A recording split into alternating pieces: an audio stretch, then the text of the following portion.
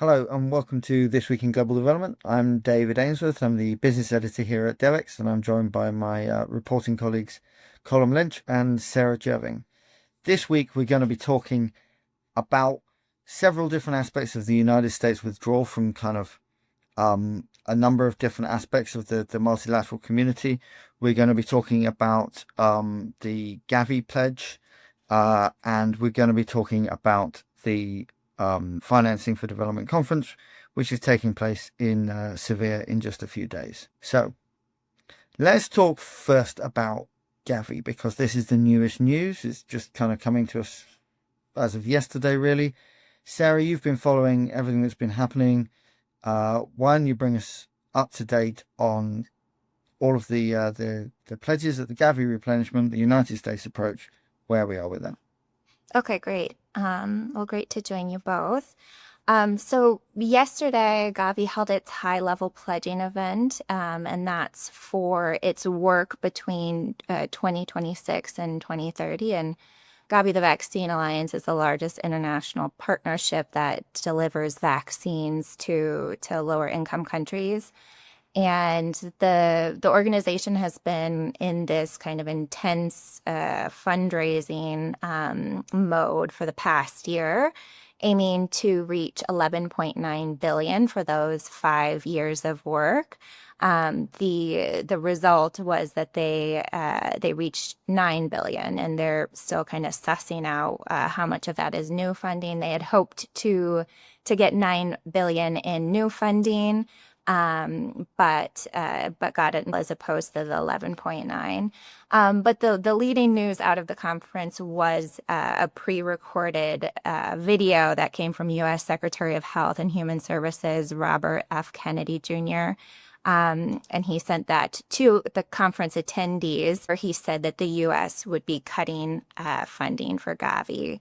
And some are questioning whether kind of the Trump administration can do this, as the Congress is tasked with allocating funding to Gavi, which is typically about $300 million a year.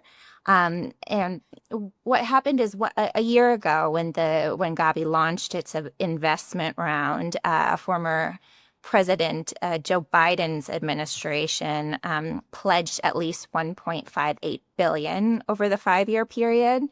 And the U.S. accounts for about 13% of Gavi's annual funding. But Kennedy, in his message, he said that the organization had to justify the funding that America has provided over the years since 2001.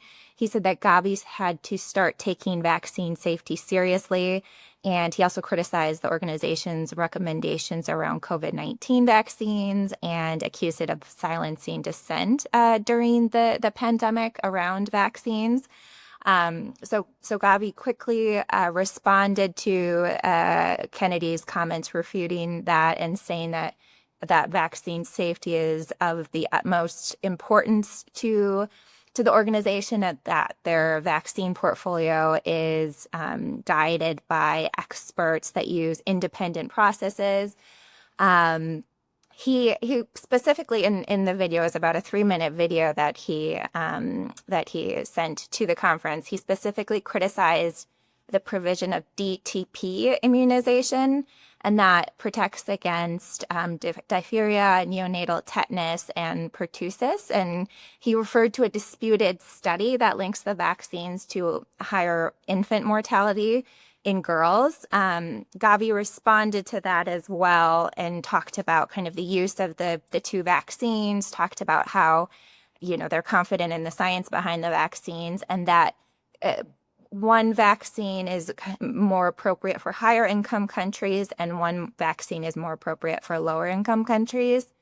So anyways, this kind of Kennedy's message comes after months of confusion of whether the U.S. would maintain its funding to Gavi. President Trump had included in his fiscal year 2026 budget requests that excluded funding for Gavi. But kind of apart from the U.S. aspect of the conference yesterday, there were some kind of highlights. The Gavi did receive a stronger than expected pledge from the UK. It was down by 24%, But it was 1.25 billion pounds to Gavi for the 5-year period. Gates committed 1.6 billion. The EU and its countries pledged a combined 2 billion euros. And so, it's overall kind of a mixed bag of, there were bright sides to the conference for the organization, and then Kennedy's message as well. Okay. All right. I want to dig into the kind of background of that in just a minute, but there's another big story this week that follows very similar lines, really. The United States pulling out, declining to get involved. And that's around the Financing for Development conference, which is taking place in Seville in just a few days, as I said a moment ago.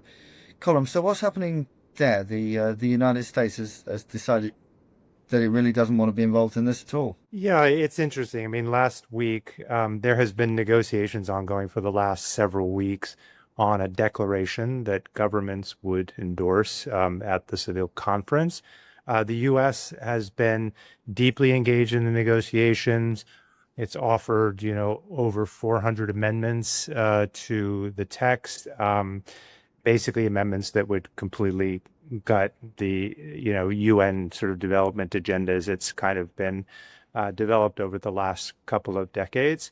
But it was interesting that they went through the process of the negotiations when it was pretty clear from the outset that they weren't going to go along with this. I mean, one of the things that I did to try and sort of look at this is to say, well, let's look at the U.S. amendments and what does that say about America, the Trump administration's vision of development.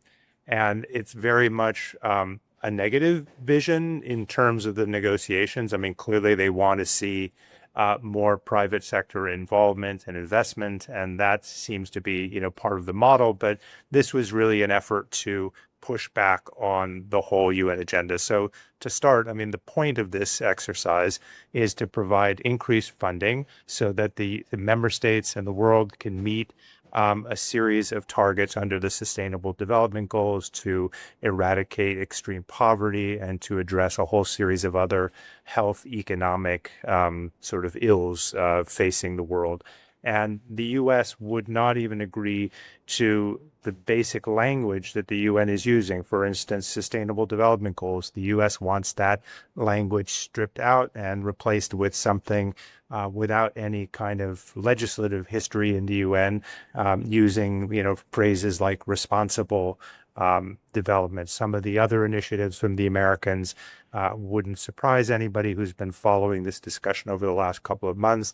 They don't want any discussions of the word gender. They want to make it clear that rights, that rights should be granted only to women and boys and men and girls, and that we shouldn't be talking about vague words like gender, which they think is cover for transgender rights, which they don't approve. So a lot of this was, attacking any reference to climate change, even the notion that climate change is a real thing, any references to past UN agreements or treaties like the Paris Agreement on climate change. The Americans wanted that out, but basically, the changes they wanted were even far more sweeping than those. So initiatives that would give the global south, developing countries, a larger voice in discussions about issues like debt, issues like regulation, trade. They wanted all that stuff taken out. I mean, they didn't want any reference. The Africans in particular have been pushing for the notion of coming up with some sort of binding treaty that would provide the global south with more of a voice, more rights in terms of more of a role, and have the UN with a greater role in sort of discussions about, restructuring debt relief and that sort of issues. So basically the message was, to a certain degree, it's not our responsibility to address the challenges that you're facing, whether it's climate, whether it's indebtedness. You got to deal with the creditors directly. This is not a role for, the international community, the United Nations in that sense. And like sort of also part of this is that there's a big push by the global South to have a greater say through the United Nations, because the United Nations is a universal organization where everybody has an equal voice in the General Assembly, at least. And so they want a lot of these discussions that are taking place among the boards of the international financial institutions, the World Bank, the IMF, and other development institutions. They want those to take place in the UN, where they feel like they have a stronger voice. And I think the US was pushing back on that quite aggressively. And on some issues, they weren't isolated. I mean, they did have support from the Europeans, who were reluctant, as they're sort of being forced to pay more for their defense spending, were reluctant to take on any sort of commitments, greater financial commitments, sort of to make concessions on debt and other issues. So, in any event, that's the kind of interesting thing. But at the end of the day, the negotiators basically ignored the Americans. I mean, I think they reached the conclusion that the U.S. was not going to support this process, that their amendments would undermine decades of work. And so they decided, let's just go ahead with this. And, if the Americans are with us, great. If the Americans aren't, then we're going to go ahead and pursue this effort, whether the U.S. is there or not. Okay. Sarah, so that's obviously quite a different forum. It's a discussion primarily about debt and trade. You've been covering negotiations around health, but to what extent do you think the two languages kind of mirror each other, that the Americans are saying we don't want to be involved, you sort your own problems out? Yeah, and I mean, I guess in terms of yesterday's conference, it was very conditional to, like, Americans want it on their terms. So Kennedy left the door open in the sense that he said, if Gavi works to improve its public perception and follows the science, but Gavi is saying that we follow the science rigorously, and so it was kind of, I mean, there's some parallels in the sense of, like, the U.S. wants to define the terms of engagement and kind of, puts up their hands if there's not cooperation on that aspect. It did, I mean, the kind of overall feeling of the pledging event yesterday was that, we're going to move forward. The Kennedy address was not even kind of part of the live stream event of the event. They kind of moved forward with the pledges, had a musical performance, and then later showed after the live stream was cut. So yeah, I think it puts these organizations in a difficult position. I think what Gavi has received during this pledge is actually slightly higher than what they received in the last 5 years as well. So it's not a complete failure in that sense, that they had an ambitious goal, and there was a lot of commentary during the event about kind of the need to step up, and that was a shock from the UK as well, as there was that language was used as kind of we're stepping up, and that wasn't expected, that the UK would come in with a stronger than expected pledge. So it does, yeah, and I mean, some of the feedback from people kind of reacting to Kennedy and whatnot, is that the organization will just have to make smarter, cost-effective decisions. But there was kind of that general sense that, okay, well, we're gonna move forward. Yeah, a lot of people saying, okay, the Americans are out. They're just out. We can't rely on them at all. That's the end of that. It's nice and simple. It's not what we wanted, but it's nice and simple. We'll just get on with our agreements without them. And I guess in a situation like this, where it's you have the money that you have and you deliver the program that you deliver, that's quite doable, because it's a discrete situation. Colin, presumably when we're talking about severe, where they're talking about debt, they're talking about trade, talking about tax, it's not as easy to just say, okay, the Americans aren't here, we'll ignore them and get on with that day. Because in order to actually execute the things that are agreed at severe, fundamentally you're going to need the world's largest economy to play ball to actually achieve those objectives. Right. But I think part of what's happening, part of the strategy is like, let's hold it together. Let's not abandon basic principles in order to keep the Americans on board. And it's not even clear at this stage what keeping the Americans on board means. And so, the idea is that, let's see what we can do. I mean, obviously, the Americans have, underwritten the entire share of the cost of running this international system, right? And so it's not going to function in the way that one would hope. And, we see it every day, another announcement at the UN that, they're pursuing 20% cuts in their humanitarian work. It's not clear whether they'll have money for peacekeeping. Not clear what's going to happen with the regular administrative budget for the UN. So, I think what's going on is that they want to be able to sort of maintain basic principles that as they've been agreed over the previous years and decades, and see where they can go with it, whether they can pursue these initiatives on a smaller scale, and also to wait out the Americans, to see whether Trump, what happens in a post-Trump world, and do we have to abandon all of these kind of initiatives that we have, or maybe do we just deal with them in a much less way now, just to keep them alive, to give them some breathing room, and hopefully the Americans at some stage in the future will come back. I mean, I don't think people are necessarily counting on that, but you lose, what do you gain by abandoning basic principles? And it's not like there's a great sense that if you concede on these 400 amendments to the U.S., that is going to reflect a renewed commitment by the U.S.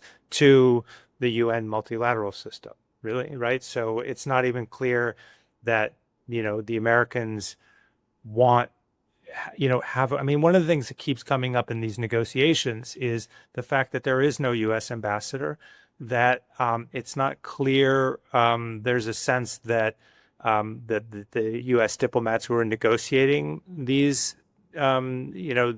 these agreements don't quite understand where they're heading, where the government is heading. And so, you make all these concessions to the Americans, and you just don't know where, you don't know what the point of it is, whether this is part of a strategy that's designed to address some of these issues. So the U.S., sure, they want to have, a more private sector model across the board on multilateralism. We see it in Gaza and Sudan, where you see more privatization of humanitarian assistance.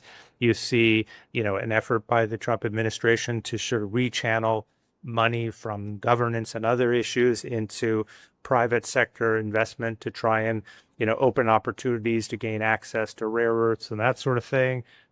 So, clearly they're moving towards a more privatized sector. But what does that mean? And how developed is the kind of strategy and thinking within the administration on some of these issues? And the fact that there's not ambassadors suggests that, maybe they haven't worked it all out yet. Just to add on that a little bit, and with the Gavi pledge as well, it is over that kind of 5-year period. So there would be a potential, there would be an expected administration change during that time frame. So we are looking at a $1.58 billion pledge over 5 years, and kind of there might be kind of a return to Gavi at some point. And yeah, as I mentioned, Kennedy did also, he praised Gavi at one point as well, and he said that there was much that he admires about the organization, especially its commitment to making medicines affordable to the world. But then kind of this other ask of kind of the neglect, or excuse me, the removal of the certain vaccine, the DTPW vaccine, which has been administered to millions of children for decades. It's just, it's something that, Gavi can't do. So And there's just been this very mixed messaging from the administration around kind of where the funding will go, or whether the funding will continue, including, the Trump's fiscal year 2026 budget excluding, but then also the Trump administration put a nominee forward for Gavi's board, and that was approved. So there is a U.S. representative on Gavi's board now. So yes, it's kind of this long-term kind of how do you engage with the U.S. and what will happen in future administrations. Yeah, it seems very unclear if you're outside the United States looking in, really because I think if the US came in and pushed and said we want this, this, this, and this, and then we'll continue to engage, people would probably feel uncomfortable, but they would feel that they had to actually kind of give some ground on this. But the United States is demanding concessions all over the place and is not actually offering anything in return, any kind of guarantee or any sense that if you give those concessions, you're going to get anything meaningful. And by and large, I think the governments of the rest of the world have said, fine, we'll do it without you then. How practical that is to sign a treaty that's going to govern, in the case of Severe, the next 10 years of international kind of debt negotiations and trade and all sorts of stuff like that. And then presenting it as a fait accompli to a very powerful nation that didn't attend, and kind of, it's not clear what leverage then these institutions have to then go back to the United States and say, well, this is what everybody else agreed. You've got to get on board with this. Yeah, but they don't have to get on board with it. I mean, it's a non-legally binding agreement. And, from the U.S. perspective, I think from the Europeans as well, the structures that are in place in the World Bank and the IMF and the, other agencies, they still control, those institutions. And, what is underway, and particularly in Seville, is with the UN more broadly, is to try to use the UN as a sort of vehicle for granting the global South a greater voice in these kinds of discussions. So this will kind of reflect a kind of, a sense of the room and where everybody wants to go and where the rest of the world is agreed. But, the World Bank, the IMF, the development banks, are still operating under rules that existed before this discussion even began. So, it may apply some pressure, but it's not going to, it keeps a lot of these ideas kind of in play, but it doesn't necessarily, it doesn't have the force of law in many cases. Yeah, and I think it's also a very interesting point that you make just in terms of what comes next. You make these changes, but will that be good enough for the Trump administration? Like, you remove this vaccine, but will there be a request to remove the polio vaccine or whatnot? So you really it's these kind of this lack of clarity, kind of organizations being left in limbo, and kind of just deciding, that they're going to stick to certain principles that they've abided by for the entire lifespan of their institutions. Also, I mean, one of the interesting things is that, there is still, if you look at the budgets that come out of the White House, and this we saw in Trump 1, they're absolutely radical, sweeping, massive cuts. And I mean, one of them, they haven't sort of addressed the issue of peacekeeping, but, there's language, I think, in the skinny budget, which, one of the preliminary budgets, which kind of just talks about how useless peacekeeping is, and, corruption and fraud and all these other things, and there's no money for it. That is in part because they haven't completed their own, what they call 180-day review of international institutions. So there's still a lot we don't know in terms of where they're going. But in the meantime, the U.S. is in the Security Council, leading negotiations on a resolution, some weeks ago that extended the mandate of the UN peacekeeping mission in South Sudan. So, it really gives you the sense that they haven't figured out what they're going to do, but also, as in the past, that there are different camps, right? So the White House is always going to be maximalist. The budget office is always going to be maximalist. And then, Marco Rubio, the State Department, will have to decide, on its own, what it wants funded. And it seems to be operating under the assumption that it wants to preserve some of these institutions and mechanisms, like, peacekeeping in South Sudan, at least, but, perhaps other peacekeeping missions. So I think it is like part of it is we have to wait for the 180-day review to be completed to get more of a sense for where, the entire administration is at on these issues. And we don't know that. Yeah, and for European institutions, I think, but I think you're right. We're in the United States, there are very different camps on this. That Marco Rubio, clearly his instincts are pushing him in a completely different direction. And he seems to have taken a position that first I'm going to make myself invaluable in the Trump administration, and then I'm going to try and get some stuff done. And so he's been very quiet for quite a while, but kind of it does seem to be slightly pushing in a direction of kind of reinstating programs here and there where he feels he can get away with it. And then the rest of the world, I think the Europeans are kind of thinking about whether they want to preserve the world order that they built, this kind of club that really suited them. Kind of, are they just going to pay the extra bills and cut the US out? How much has their negotiating position been weakened? Because generally speaking, the UK and France and Germany were kind of more or less on the same page as the United States on many of these issues. Often a little bit less gung-ho than the US, but kind of broadly still pushing for this quite suits us, the status quo quite suits us, we don't want to move very fast. And obviously without their biggest ally in the room anymore, their position is way weaker. And I think a number of different parties, from Brazil to China to India to the African Union, are thinking this is an opportunity to push through some reforms. And